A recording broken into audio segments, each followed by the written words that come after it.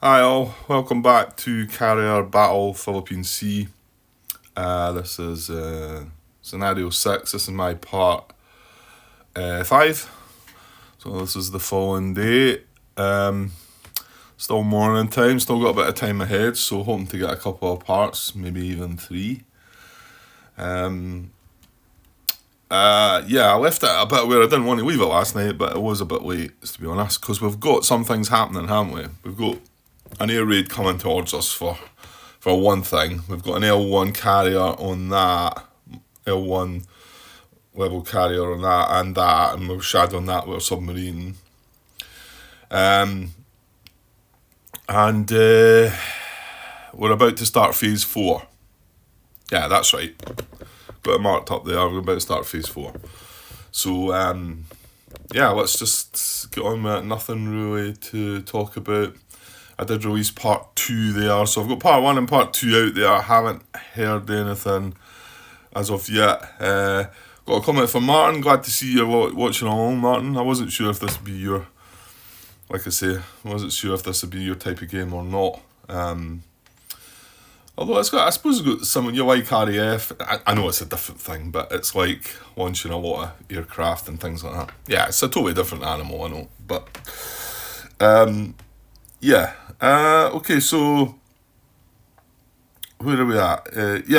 His comment was regarding me blundering my way through the rules a little bit. Not reading things properly. It must frustrate people. I know it does actually. I watched, sometimes I watch videos and you start shouting at the screen saying, look, it's right there, and you've just read it, and I've just had a bad habit. I was saying to Martin, you've got more to look through, to be honest. As the parts go on, I've been really guilty of like starting to read the rule and then just moving away, like just saying, right, okay, well, what does that mean? Looking away and starting to look elsewhere when all I needed to do was just read on. It was a point, a comment about the example of play, I think. No real comments about the actual scenario 6 as of yet. I don't think. Right, but I'm sure things will start happening. We've not really had anything complicated as of yet, but it's probably going to start happening now. Right, let's move on. So we are in the Japanese air move segment, and we are going to move all air raids, which is rule 10.2. Just looking up at the sequence of play. That I suppose I'm not swinging across to look at that anymore for you. Sometimes I might, but I think once you get in the habit, you just cycle right through it. I mean, if anybody's watching and wanting to try and follow along, you can move that marker in your own sequence of play if you feel like you're not sure where I'm at. It does make me wonder if I could put it elsewhere. So it was annoying over that other side, so I'm just going to leave it where it is for now. So yeah, we're going to move that air raid, and he's going to move 2 hexes. I'm just going to bring up 10.2 just to confirm that.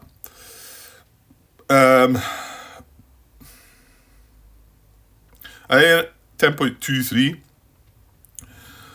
page 37. A raid moves 2 hexes per Japanese air movement segment. US units do not affect this movement. The raid moves directly to its target task group along a straight line from source to target. If there is a choice of 2 hexes equally along the straight line, pick randomly. Yeah, I thought this was strange because it initially says, admittedly, this is when placing the raid initially, I think. The air raid counter represents planes in the raid. Only the raid counter is placed on the map. No, that's not it. That's not what I'm looking for. Where's the bit that says it avoids US aircraft? Is that not this at all then?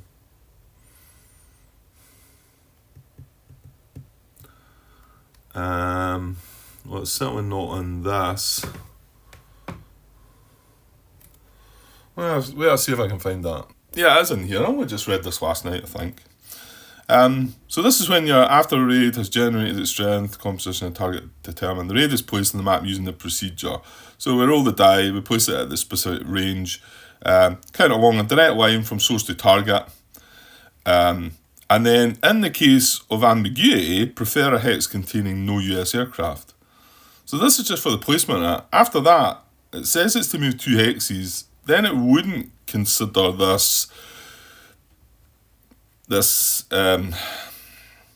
to be an ambiguity, or like it wouldn't want to prefer a hex containing US aircraft. According to that, there's a bit further down. This is what we're going to do just now. We're just going to move it two hexes, and then if there's a choice of hexes, it's going to pick randomly. Yeah, I find that a little bit odd, but it is 2 different steps, because this is just the placing of the raid. This is the moving of the raid, but I would have thought that would have been included in that, but okay, well, I'm better just going by how it says it in the rules. It's not going to affect things here anyway. So this is the hex it's wanting to move towards in a straight line. So, well, I suppose, to be honest, that is the hex it's closest in a straight line, isn't it? I mean, would I randomise between that and that? I don't feel like that's heading towards the carrier. That, you know, that's going there. It's going past the carrier, past the task force. Whereas that one is kind of going straight, isn't it?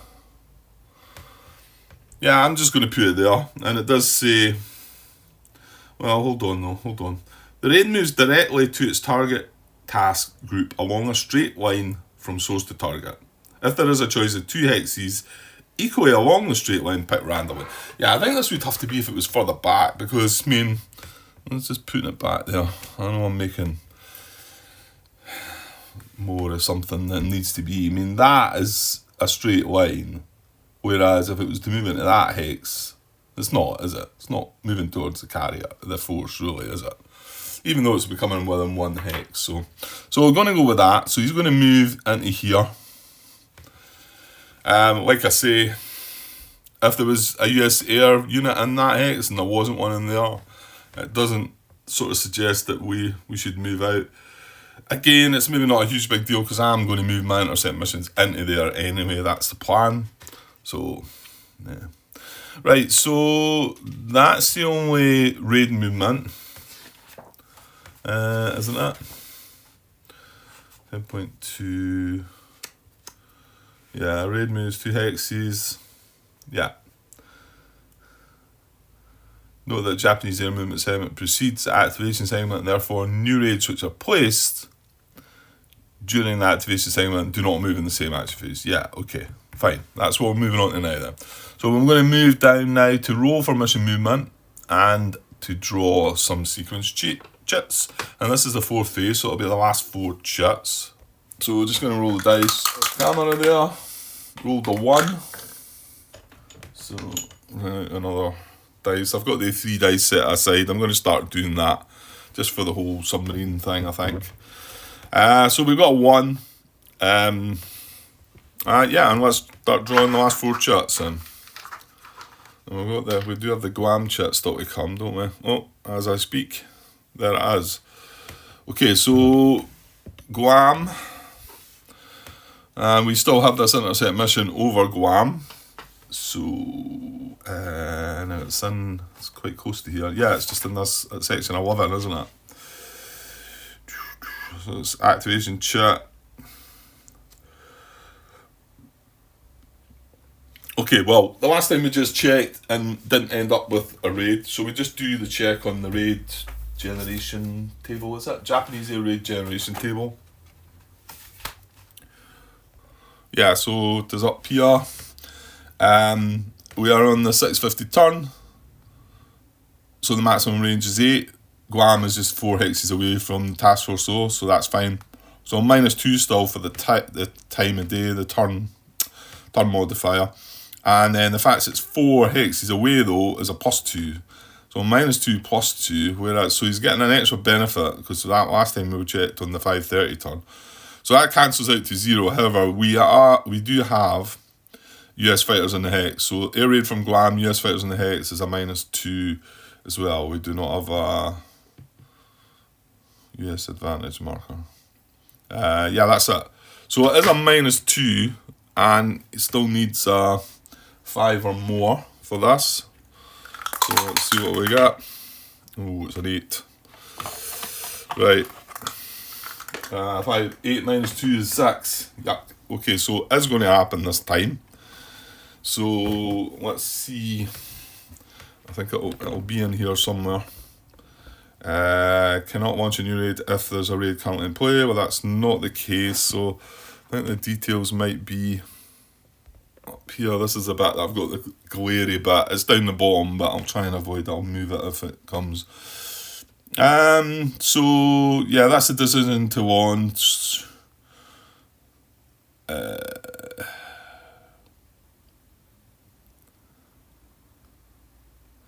Yeah, the strength of a Guam raid is determined using the level 3 to 4 forces and Guam chart. Oh yeah, it might not be 7. Sorry, I was saying it was 7 and now I'm remembering that. We still roll on that, don't we? So what table is it? Level 3 to 4 forces.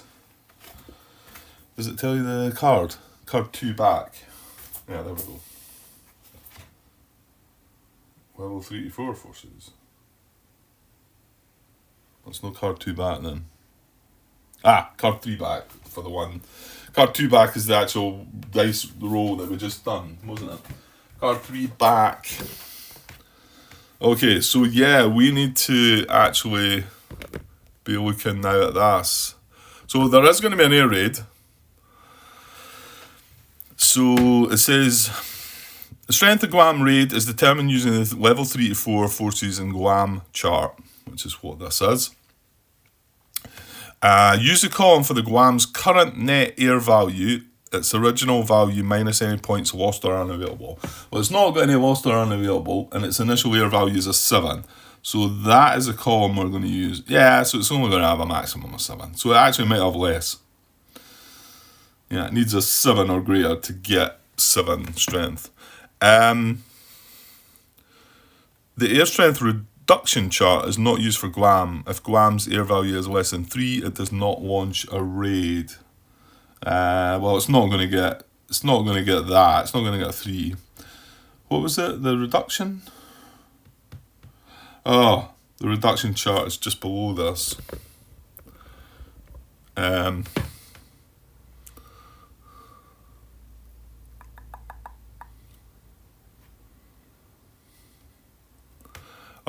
So does it not include anything that's been lost? I thought we just read that it did. Was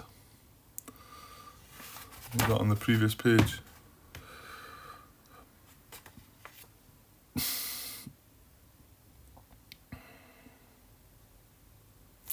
Use the column for Guam's current net air value, its original value minus any points lost or unavailable.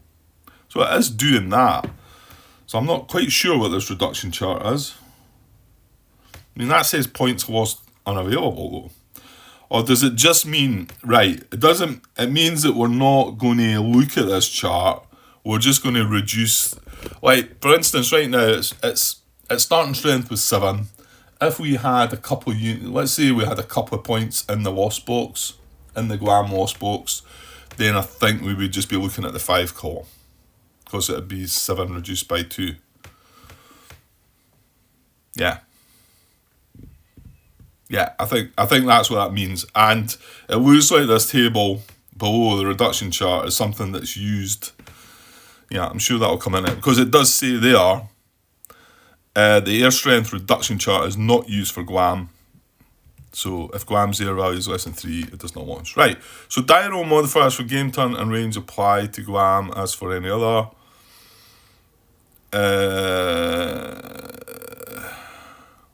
Yeah, that's the die roll we've just done. Okay. Sorry, let's just glance back at that now. That was for... Oh, just nudged the map there. Good style. Well, it's a mounted map. It's not under plexi, so it's not quite so bad. Yeah, this is the... die roll modifiers for game turn and range apply. We've done this one, and then there's a special die roll modifier if US intercept mission is present in Guam Hex, right? So we've done that. We've got a yes, they're going to attack. So the Guam raid counter is placed on the map as follows. Right, where is that? There it is. If the US player has an intercept mission in the Guam hex, the raid is always placed in that same hex. So that's the other benefit to us doing what we're doing. So it is going to go in the Guam hex beside our intercept. Well, let's just see if it hadn't been the case. Otherwise, the raid is placed using the procedure of 10.2. Determine a distance of intercept. If the distance from Guam to US task force is less than the distance of intercept, place the raid in the Guam hex. Okay, so yeah, it would be placed along that range. You know, when we put that air raid out, we decided how far it was. I think it ended up being 3 hexes away from the target. So it's the same as that. Guam raid always arrives as a single wave. If you get a 2-wave result from the table, you combine with the values, so e.g. a 5/4 becomes a single raid of 9 points. Right, okay, so we're going to roll.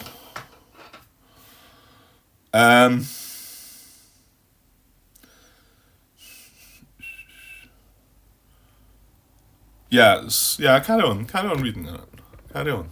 That's just where it's getting glary though. Wait, I can maybe move along a little bit.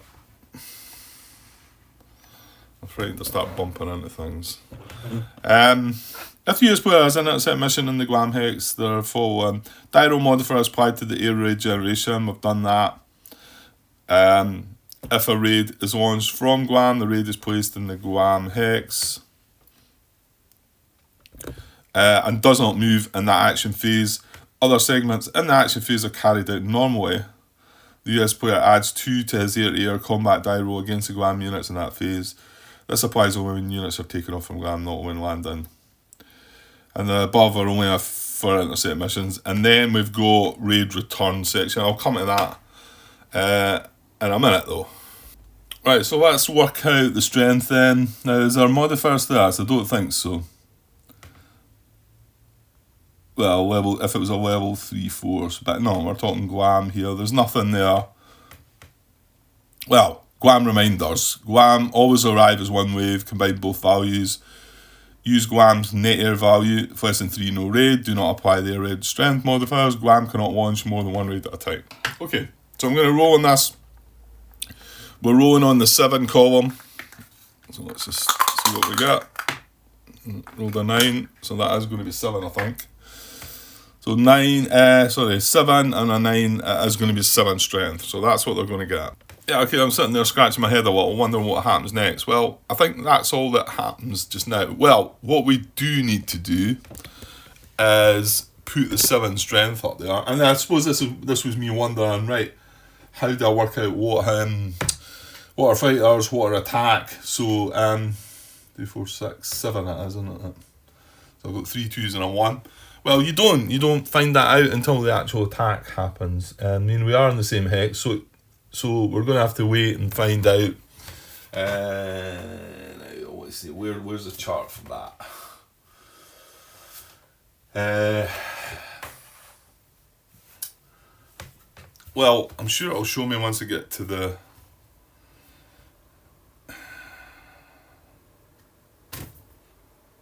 Here we go. Japanese escort fighter table, I think. Yeah, I think that's it. So I think we're going to be doing that at the top right there. And their strength is going to be, this is raid size not exceeding, so I can't get to 8, can only get to 6. So we're rolling in that column.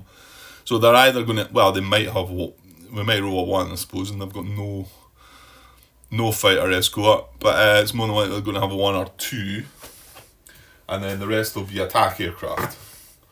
So, and we've got 6 already in the hex. But however, that's us done the Guam chit. So, we've resolved the air raid procedure, and we've found out its strength. We've placed it where it needs to go. It's in the Guam hex here, beside the intercept mission, and that's because it'll not move anywhere else because that being there, and then we just move on. So it's not until we get to the air-to-air combat, I think, that we then do anything more with that.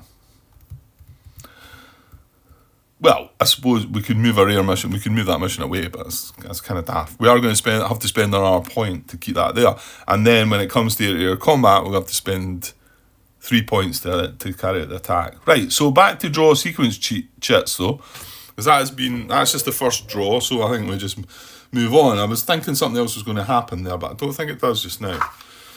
So moving on, 3 more chits to go. We get a no op, so that's just going to go away. Two more chits to go. We get Force G, Golf. Where is G? Way up high there. So he's not within range, is he? 1, 2, 3, 4, 5, 6, 7, 8. No. So he's just going to move, and the dial was a 1. So he's in this zone here. A 1 is going east, so he's going to move 1 hex to the east, and that's going to be him. And then the last chit out the cup is another no op. So that was that then. Okay. So that is us completed all the chit draws. We've resolved air raid procedure. We've moved units. Remove yes advantage. Reduced detection status. Air raid. Air return turnaround. I'm just glancing through these because we do have this submarine with a shadow. And we do have 2 L1 counters now, which I'm not just wanting to. I don't think anything happens regarding them. So. And I want to say it's only when we get the sub chit or that force moves that we need to deal with anything there, I think. Right, so on to US air movement segment, move air missions. Yeah, right, we've got a bit to do here then, haven't we? Well, first of all, we know that the air intercept mission 1 is not going to move. So he's just going to stay in place above Guam, well, beside that Guam raid. So he's now down to 7 fuel. So it's kind of good that it's came out then, because now we can try and do something about it. Now,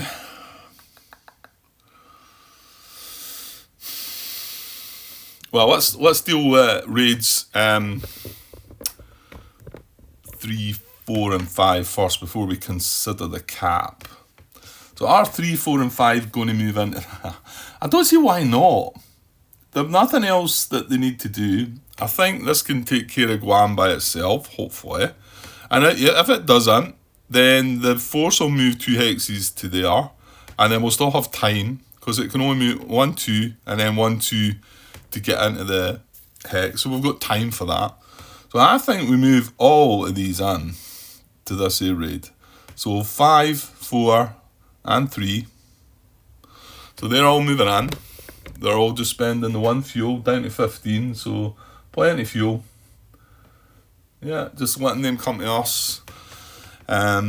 Whether that's a good idea or not, well, I don't know. We will see. It looks good. I feel good about that anyway. We've got, I want to say 6, 10, 14 fighters in there.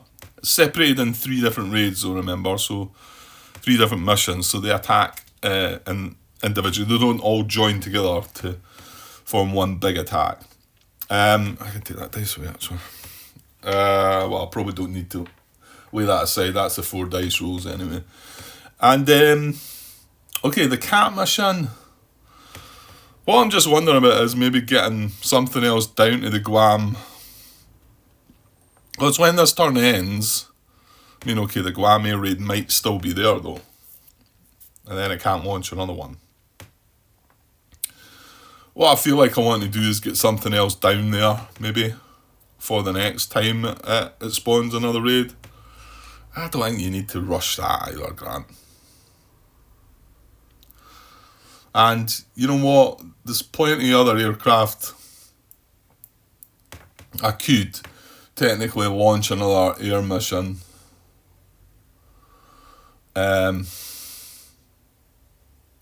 Yeah, I've got plenty of F6Fs I could actually launch back up there as another mission and fly it down. Which maybe not a terrible idea, maybe. Right, well, we're not gonna do that cap mission. We're gonna leave that be. So I've moved all my air missions and I've adjusted fuel. The search segment, we've done it already this turn, so we need to move on by. And now air operations. So are we going to launch then? Well, let's just think. It's just that, I mean, looking there, there's 1, 2, 3, 4, there's 5 F6Fs just waiting there to go.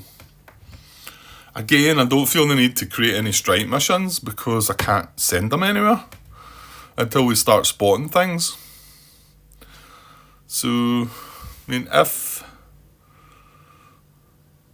I launch this mission just now and then just toddled it down towards Guam again, because this one's going to have to come back and refuel, that makes some kind of sense, doesn't it? Let's do that. Let's bring out Air Mission 6. And let's have 1, 2, 3, 4. Well, I've only got 5 this. Well, I could take something from elsewhere, but let's just go with the 5 this time then. So that's Air Mission 6 launched, and it needs a fuel marker of 16. And I'm not going to move it. I'm just going to let well, actually, shouldn't you move it, Grant? Yeah, you're better taking advantage of the move, aren't you?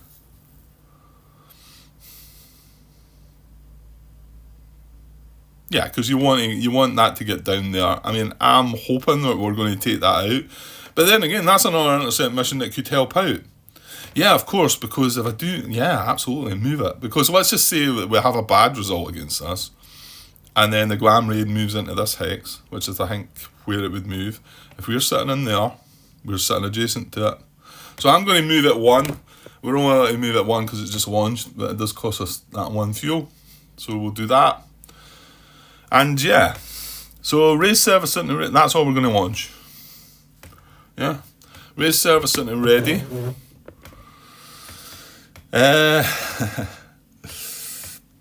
Well, yeah.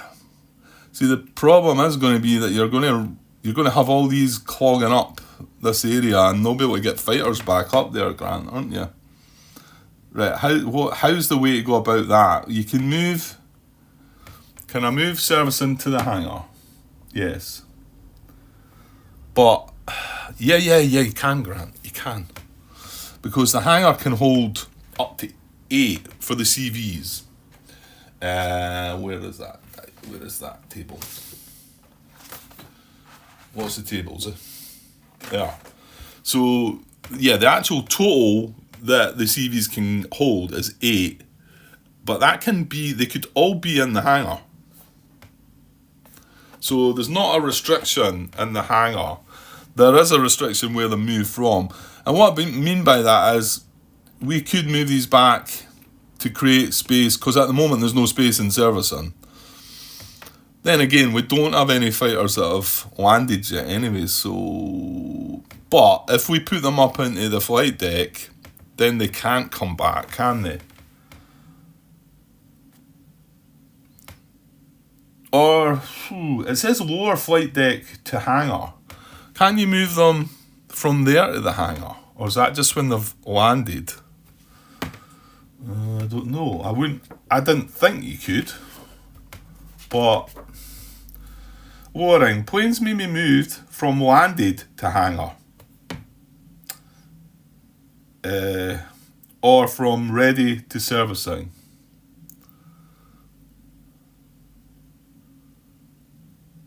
Okay, so you can move them. So yeah, I can move them back from ready to servicing. Where does it tell you that? It doesn't actually tell you that in the sequence of play. It says lower flight deck to hangar. This is probably one of these situations where fitting all the text in a little box like this. You've got to admit this game turn flowchart's brilliant, isn't it? It's really how you want to operate a solo game, I think. So my guess might be that there's just too much text to try and fit in there, but it does say lower flight deck to hangar, and then it references the rule, which is another brilliant thing, which all games should do, I think. It's just so handy, but especially for the likes of myself, who some of you might be able to retain all these rules, but no, I can't. So 6.27 lowering. This is the rule. So it says planes may be moved from landed to hangar. So, yeah. Or from ready to servicing. So it doesn't, like I say, it doesn't say that up there. In each case, they are said to be lowered. Total number of units lowered cannot exceed the lowering limit. The lowering limit. Alright. So if you're lowering, you can only do 2 on a CVL, 1 on a CVL. A unit lowered from landed box always goes to hangar, not directly to servicing. A unit lowered from the ready box always goes to servicing, not directly to hangar. There's quite a puzzle to work out there then, isn't there? Which is really good about the game, and it all makes sense as well, doesn't it? You know, they're all in different places and they've got to get moved and it takes time. But you can see here that, okay, I can drop... Well, I couldn't bring this back actually, because this is what I need to do here. If I wanted to move this guy back, I need to move this back to get this back. But then I don't think that would do me any good. I wouldn't be able to jump forward with any of these, because these can only hold 1 on the CVLs, can't they? Yeah, so it's not so easy with this. Oh, well, no, that's not true, Grant. That's not true. Because the hangar can hold 3, so I could move this back, next turn move that back into there, and then move this, then, you know, if I wanted to switch these about, and then move that into there, and then move that into there. So, you could do it over the space of time. It's just I'm thinking I've got these attack aircraft up the front now, and I mean, I probably don't want to bury them away, really, but I don't think I want to move these up. I don't think that helps me.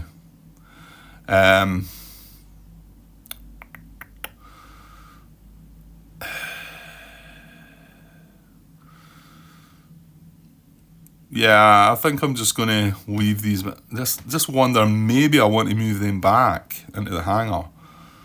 We're shortly going to get... That air raid that's over Guam is going to come back and land. So let's just say it's got 6 aircraft. So 2, 4, 5, 6. And then I want to move them up because they're my fighters. I want to get them back. Yeah, it's a tricky kind of puzzle to kind of work out. Because at the moment, F6, FYs that are ready, I've got 1 there. I've got 2 here. So that's it. I've only got 3 fighters ready to launch at the moment. I mean, I've got quite a lot out there, admittedly.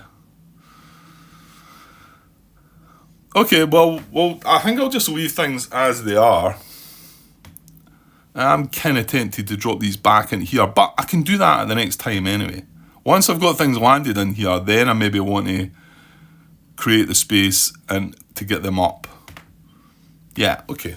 We'll leave it as it is. I don't think I need to move anything else up. No, I'm not going to do it. Right, so that was raise, servicing and ready, hangar 2 from, lower flight, yeah, and land. We're not landing anything. So, okay, here we go, into combat for the first time. US air-to-air, US interception segment, air-to-air combat, rule 4.5. So I'm going to bring that up. So it's the first time I've started this off. Okay, so let's have a look. Right, the one bit I'm just hunting about looking for is here. When exactly do we find out what's all fighters and what's attack aircraft here? I kind of thought it would be in here somewhere, but I know it's going to happen here because we need to know that. But so 4.5 air-to-air combat. Air-to-air combat occurs in the US interception segment when a US interception mission is located in the same hex with a Japanese raid. This is called interception combat. That's where we're at. It's not a Japanese cap step, so we're not going to bother with that. Note that air-to-air combat only occurs at these specific times, not when units move through each other's hexes during movement. That's what kind of was throwing me there. When that Guam raid was in the same hex, I'm thinking, right, do we not do something now? No, we wait to this step. And that's what we did. And we eventually read through it properly. In interception combat, the following rules apply. US player may intercept, i.e. engage, in air-to-air combat with some, all, or none of the intercept missions in a hex. He makes all the decisions before rolling any dice. And it does say may intercept there though, so you know you've got a choice of not doing this if you didn't want to. Each intercept mission resolves its air-to-air combat separately. In the order the player wishes, each intercept mission may engage at most one Japanese raid. It may not split its aircraft against more than one raid. I want to say there's a bit said, or is that just when you're attacking with airstrikes that you've got to decide first before you start rolling dice who's all involved? That might just be when you're doing your airstrikes.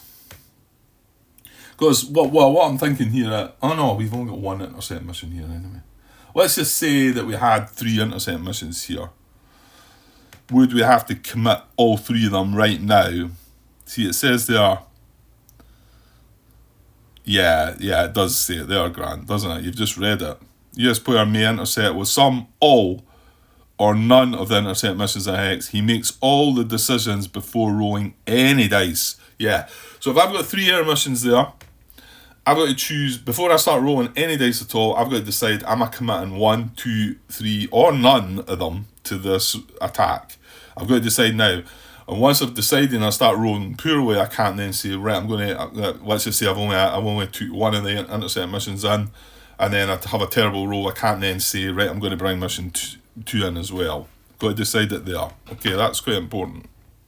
And I think it might have been something that I got wrong right at first, but that's the whole point of doing the practice scenarios. There is a fuel cost for interception combat. Each mission that intercepts must immediately pay a cost of 3 fuel points. Mission which cannot pay the cost because it is at fuel critical state of 4 or worse cannot engage in interception combat. For a cat mission placed on the map, the 3 points are deducted after determining the mission's initial fuel state. Okay.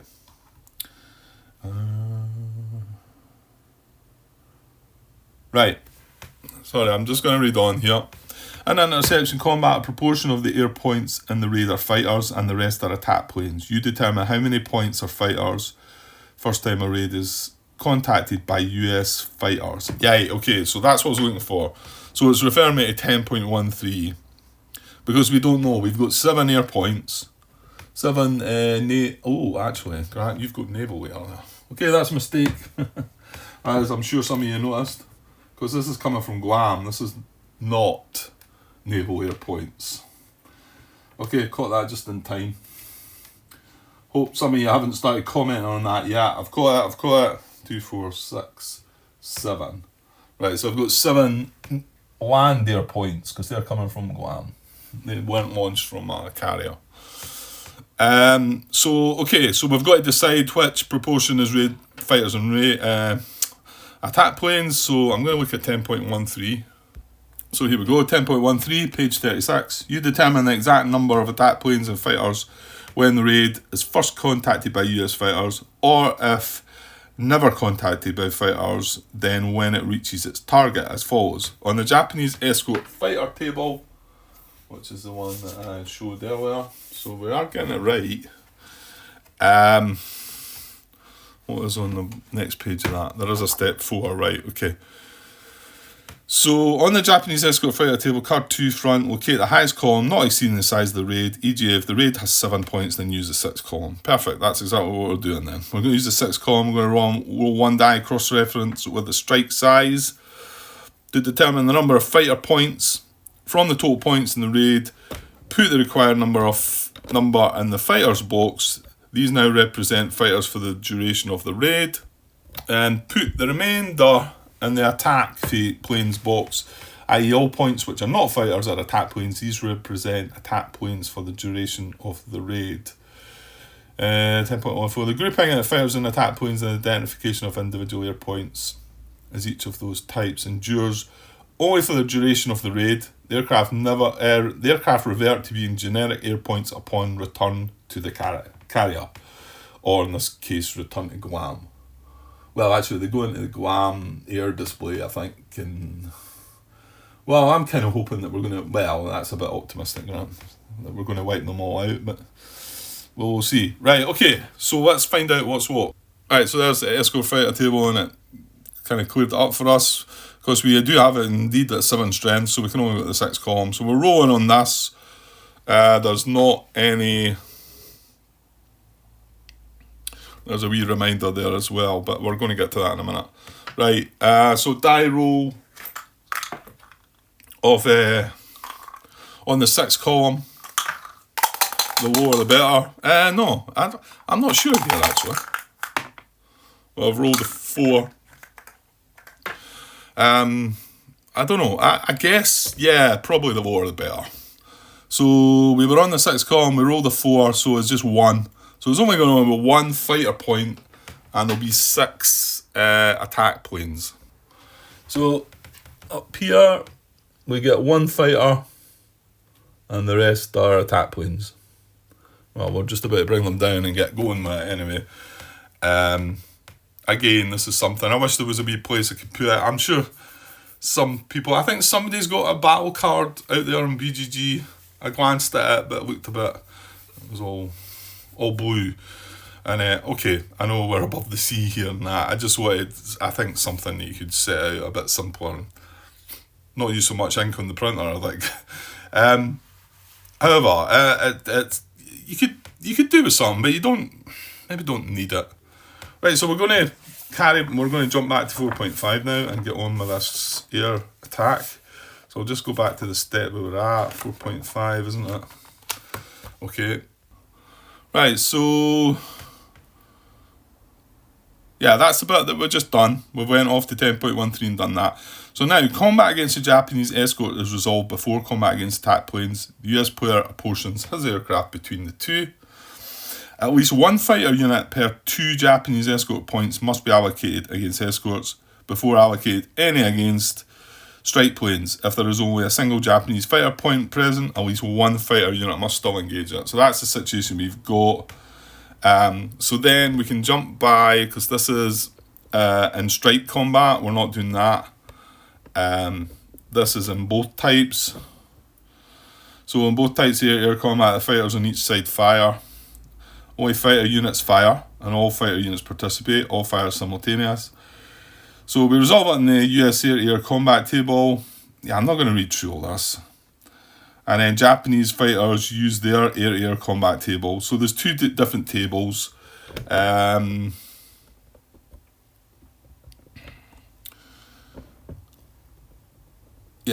and then it tells you about the results. Yeah, I'm just going to go through this, because I mean, this is the simple stuff that you learn early doors. So I don't think I need. I'll come back to this if I need to. Right, first of all, before we forget, I've took the aircraft F6S down. We need to spend 3 fuel for this combat. Okay, so 1, 2, 3. So that's dropped us down to 4 fuel, which is fine. What I've just done there is I've took the Guam Air Raid and our intercept mission off there, and I've just marked that with a wee green cube just to remind me of that's where the combat's taking place.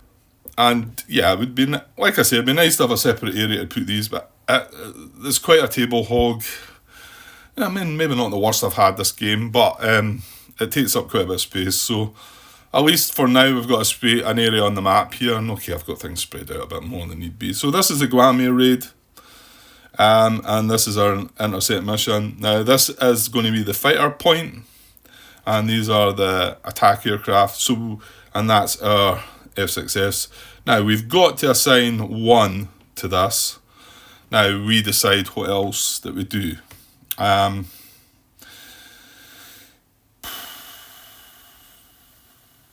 So just, well, as a little look, although we are getting a good modifier, aren't we? Yeah, let's take that into account, Grant. So just have a look at what we might be looking at. If we just assign that 1 fighter, then we're rolling on that column. So you can see that we need a 7 or greater to remove that air point. Ideally, I only want to assign 1, but I need to make sure I get the... Well, yeah, I want to take it out. However, let's look at the modifiers, because they're going to benefit us quite a bit here, I think. Now, the first one does not benefit us because the target is indeed a fighter. So we're going to get a -1 to start with. That doesn't apply. That doesn't apply. However, that does apply because they're land aircraft, and I made that change recently when I realised they shouldn't have been naval. So we're going to get that +1, which cancels out that one. And the big one, we're going to get this +2, because if in Guam Hex versus Raid being launched. So it's only when they take off. Now, Yeah, so it's only an initial time when they take off, because basically we're hovering about waiting for them coming up, and gives us an advantage, you would think. So we are going to be rolling with a +2, which now turns that down to a 5 or greater we need to hit. But if we put 2 points into it, or sorry, 2 aircraft into it, we would then need a 4, which means a 2 or greater to take them out. So that looks more appealing, doesn't it? That looks much more appealing. I mean, yes, okay, I could roll a 1 or a 2. No, I could roll a 1. A 2 would still get me the hit, wouldn't it? Yeah, 2 with a +2 would be a 4. Yeah, so that tends to make me think that it's worthy of putting 2 of these into that, and then just have all these 4 on the attack points. What do we think? I mean, yes, I could take the gamble with just 1 making it. What did I say it would need? A 5 or greater? Yeah, that just... Yeah. I just want to take this guy out. I mean, yeah, I suppose it doesn't really matter if we don't take him out. Because we are unlikely to wipe everything out here when I'm now looking at it. And I'm kind of glad I launched that other intercept mission now, because I'm realising that even having the 6 here is probably not going to take everything out. Well, we need to be... Well, the thing is, you're still getting that +2, so... And this 4 would actually be a +3, wouldn't it? Yeah, why did I just roll the dice grant? Because these are not fighters. So when it comes down to us attacking the what is it? Attack planes. Attack aircraft, then we're not going to get that -1. We are going to get this +1 and this +2. So we're going to get +3 on the 4 column. But you can see the most we can take out is a 2. So we're only going to be able to remove 2 of the points. So yeah, it's quite clear that there's going to be more than likely 4 points still remaining. So yeah, I'm nowhere near taking it out. If I went on to the 5, yeah, you can see you can get 3 with a 5. No, I think I'm going to stick with this. I'm going to stick with this. Yeah, but it just shows you, even that raid of 7 strength isn't just a walkover. I'm just not, I kind of need more. It's just as well I've launched that other intercept mission. I think it's going to be attacking it next turn. Or the next phase. Well, actually, the next phase is going to be the next turn. Right, let's get started anyway. So, it's all simultaneous, but we've got to resolve this first. The air attack first. So, we're on a 2, and they're on a 1. They'll get to fire back with us on a 1. But I'll do our 1 first, since they're up top. I generally prefer doing it the other way about, to be honest, but... well, we'll just do it that way because the tables are how they are. So on the 2 column, but like I say, we are getting a -1, a +1, and then a +2. So we're getting a +2. And yeah, like I say, we only need a 2. As long as I can avoid that 1. Oof, that was quite close. Right, 9, but I just rolled off that. Right, so 9 +2 is off the scale. Sorry, with that. So it would be 2 hits. We've got 1 hit. So he's going to be eliminated. However, he does get to fire back. So he's firing on the 1 column. I think he gets a -1. Yeah, because he's landed, he's going to get a -1. And these are the pluses that he would get. If we had fuel critical state, he would get a +2. If it was no escorts and we had sent no escorts and it was just attack planes we'd have, he would get a +2 as well. So that's why you don't want to do that. So he's rolling on the 1 column with a -1. Oh, he's rolled a 9. Tell you what, that's going to do something. Right, so 9 -1 is going to be 8. So we're going to get away with it though. So it's going to be an A result, and that means that an A versus... No, we're not attack aircraft. It's not an escort. It's an intercept. Yeah, I want to look this up in the rule book actually, because I think I got a little bit of this wrong. So this is an intercept mission. So what it says is one surviving escort, which is talking about his aircraft, can attack the US fighters allocated versus attack planes. So let's just say we hadn't taken this guy out. Now, the result has no effect on our guys. He's not eliminated any of our guys. He would have needed to roll, well, actually he would have needed an 11 with a -1. But so it doesn't affect our guys. And because this guy, well, if this guy wasn't eliminated, he would now come across here and have an attack on these 4 before the battle here. However, he was eliminated, so it says one surviving escort. And it does just say 1, but there's no surviving escort because he's been eliminated. So I can now put him away in the lost box because we've resolved that. Yeah, I do want to. Well, actually, the rulebook's open at that page. Man. Let's just look there. Yeah, the A abort result. So versus US attack planes.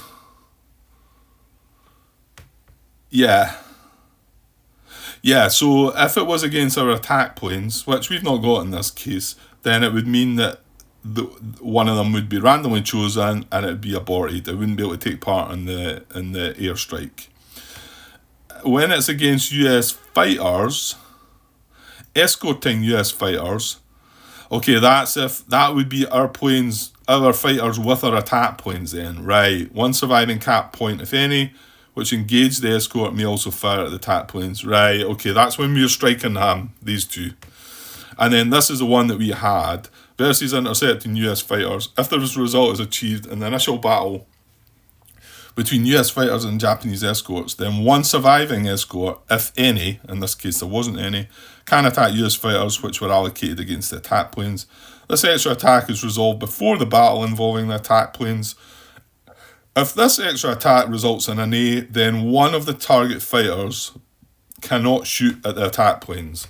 Yeah, so if he resolved another A result, he came across here and had an A result, then it would remove one of them from the combat and they would only have the 3. It wouldn't be eliminated, but it would remove it from the combat. Although he could roll an E and eliminate one of these. But anyway, there's no surviving, so... Oh yeah, so now we get to, and these won't fire back this time. These are all just attack planes, so they cannot fire on us. So it's just our roll of 4 on the 4 column. And remember, we have some nice modifiers. We don't get this -1 this time, but we do get the +1 and the +2. So we're on a +3 on the 4 column. But like I said, all we can do is get a 2 result, which we're hoping to get. In fact, I think it was impossible to miss it. 8. Because we were getting a +3, weren't we? So even if I rolled a 1. Yeah, but we wanted a 2 result. So I got an 8, +3 is 11, so it's off the chart again. So it is 2 hits. So we remove 2 of these land air points. They are lost as well. And they go in the lost box. So that does leave them 4 more points. Attack planes heading towards our task force. I mean, okay, they've just took off from Guam. We stopped them in the Guam Hex. So, yeah, they're going to struggle to get there now. They've no fighter escorts, so... Right, I'm going to put everything back now.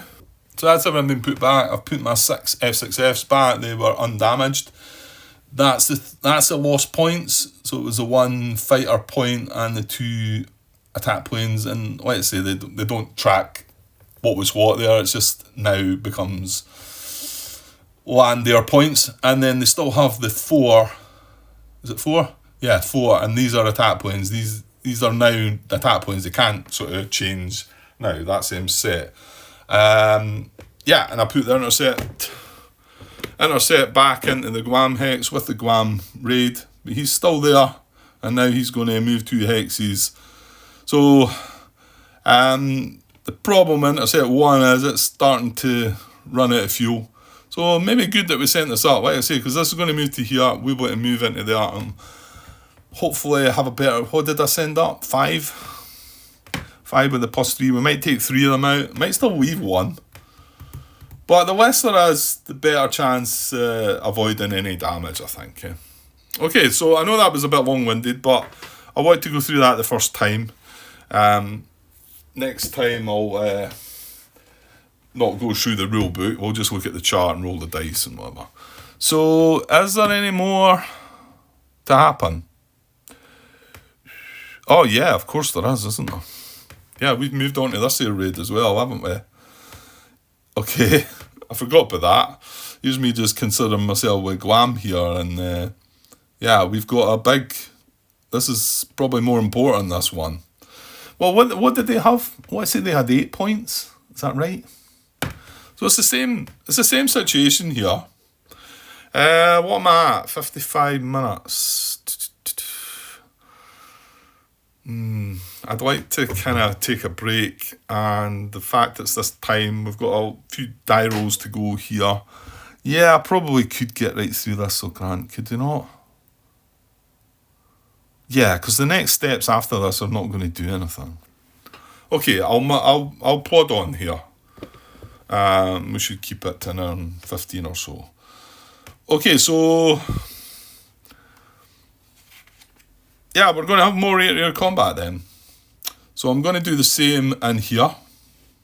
Hex 1308. So I'm just going to mark that little green cube, and we'll bring stuff down and have a look. Right, well, first of all, we need to work out how many of these points are going to be fighters and attack. So we've got, yeah, we do have 8 this time. So I'm just going to bring these down this time. And we'll roll on this chart. So it's this chart here again. Yeah, so it's on the 8 column. And we're going to roll C. So again, it's going to be 1 or 2 fighters. It's just a 2, there's no modifiers to that. So my guess is it's just 1 again. Yeah, just 1. So 1 fighter, and that's going to leave 7 attack planes. Okay, so here's the situation. We've got 1 fighter point. We've got 7 attack planes. This is a raid 1A. Remember, these are naval air this time. So we've got 3 intercept missions. We've got to decide now which ones. Look, they're all going on, right? So you've got to deal with them individually though, but you've got to decide now what ones are going on. So I'm going to attack with 3, 4, and 5, and I think this would be the time just to spend the fuel. So 1, 2, 3, 1, 2, 3, 1, 2, 3. So that's me spent the fuel for all of them. I think that's probably the better way to do it rather than do it individually. Of course, we have to commit them now. So yeah, I think that makes sense. Now I've got 4 and 5's aircraft still there, but I'll bring them down once we've dealt with 3. So now just a little glance back at the attack table again just before we start, because things not so good. We're not getting this +1, we're not getting this +2. We are, however, getting this -1 for the attack on the fighter, the first roll. Nothing else matters there. So what do we want to do here? Again, if we're rolling on the 2, we want a result of 1, but remember we're getting a -1, so that would need a 5. Do we want to maybe come at 3? Remember, we've got 2 more missions, and they've both got 4 fighters in each. So we're going to be rolling against the attack aircraft, hopefully. We're with 2 rolls on this 4 column, and whatever we leave over from this first one as well. So, well, we've got to assign 1, because there's 1 of theirs. So what more do we want to do? Just glancing up, that would be allowing us to roll on the 5 column against the... And remember, we wouldn't get this -1 here because these aren't fighters. So on the 5 column, that could give us a 3 result if we got a big die roll, which would be nice. But this is risky, I think. Yeah, I'm not gonna commit 1. I'm definitely gonna commit at least 2. So 2 means I need a die roll of 5.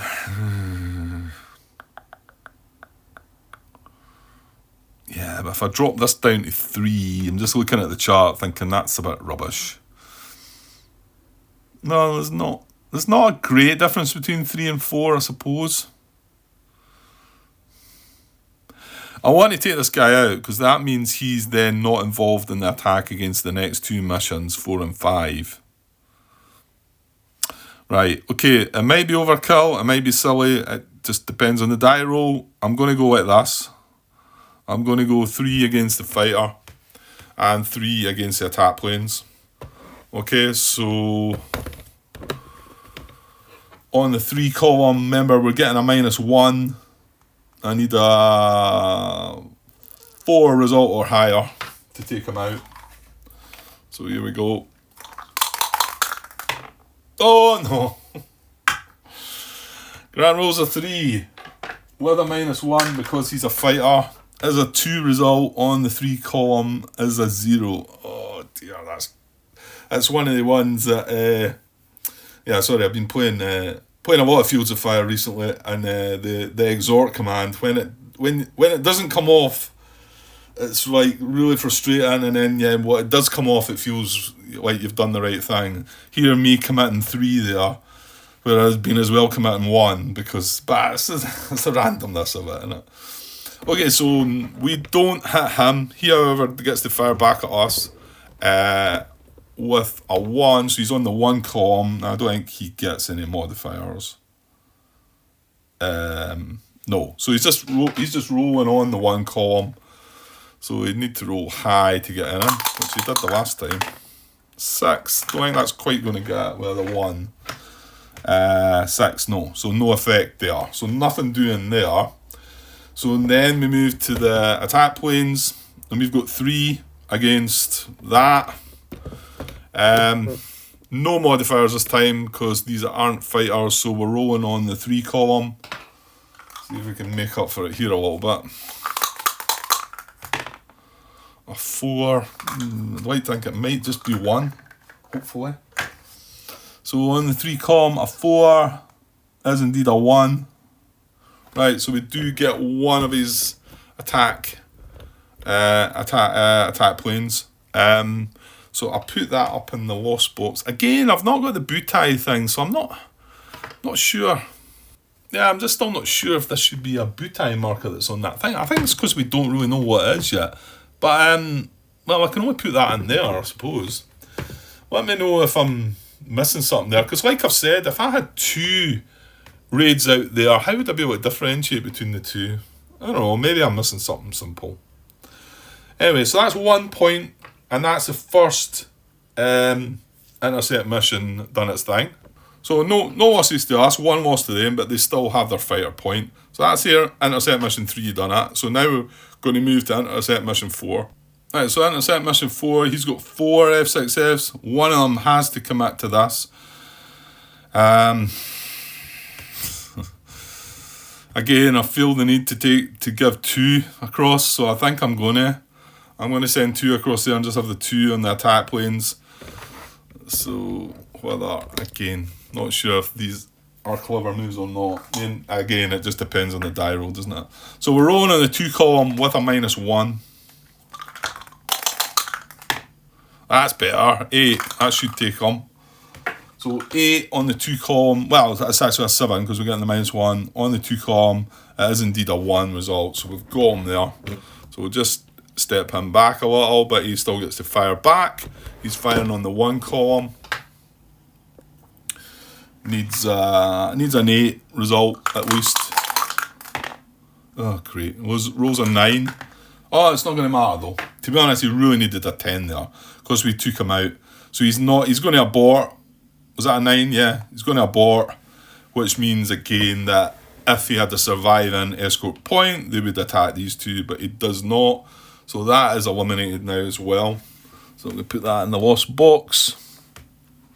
And then we get to resolve our 2 against the attack planes. And no modifiers this time. On the 2 column, a 5. Might get away with 1 with that. A 5 on the 2 column. Yeah, it was a 4 the last time, wasn't it? I think I was on the 3 column though. Right, so a 5 on the 2 column is a 1.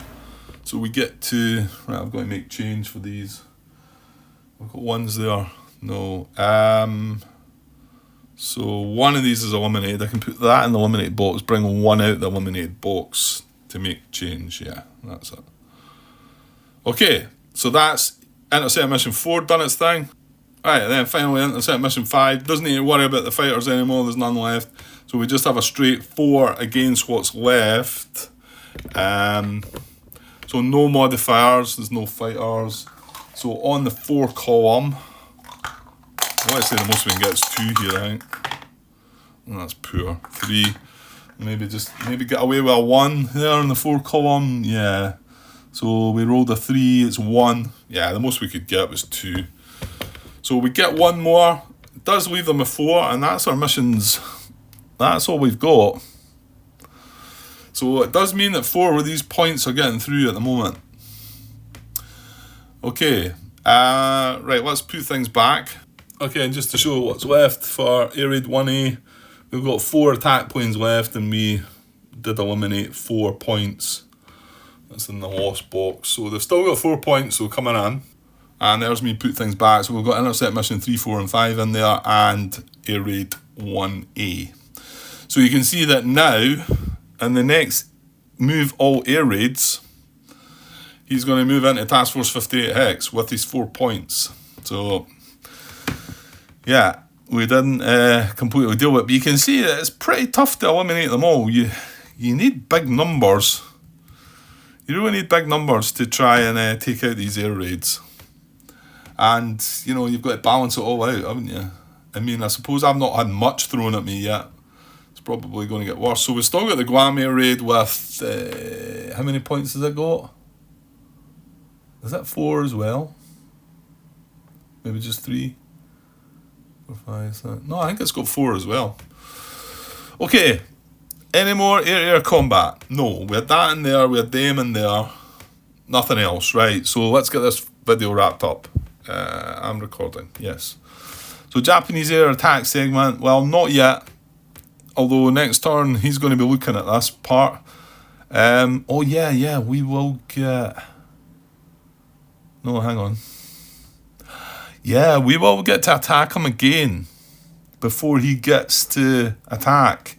Because although his air raid move is going to happen first, our air-to-air combat is then, our move air missions, which we can move them back in there. In fact, Intercept 6 could come in and join if we feel the need. Then we're going to be able to attack again before he then gets to attack our fleet. Yeah, so that's good. We've still got another and then you've got anti-aircraft fire. So if it comes to it. So hopefully nothing will get through. Right, so there's no Japanese air attack segment this time. There's no US air attack segment. We clear unoperative decks, clear deck crashes, advance the phase marker. Well, it's on 4, so we're going to advance it back to 1, and then we finish off, update hit previous, hit current, fire, Japanese submarine attacks, advance game turn marker. Yeah, so we're going right back, because this is a new turn. So we're now advancing on to the 810 day up there. So the range of air raids is going to increase again by enough 3 hexes, I think it was. So, yeah, most of them are going to be within 11, I think, probably. Looking down here at Force J, 1, 2, 3, 4, 5, 6, 7, 8, 9, 10, 11. See, it's within 11. So I think everything's going to come into play this turn for the possibility of air raids. So we need to take care of this and get ready for what's going to come in. Okay, that's finished that game turn. So I'm going to end it there and we'll come back hopefully soon. Yeah, I really enjoyed that actually. I know I was going through that slow, but once we got that first air attack out of the way, I was able to deal with the other ones quite quickly. And I like the idea of setting them out there and rolling and whatever. You're probably still going to... all I need is like a couple of forces appearing here, and then I'm going to lose this little space that I've got. So, that's how it is. Right, okay, I'll leave it for now. I'll be back to start the next turn sometime soon. Cheers.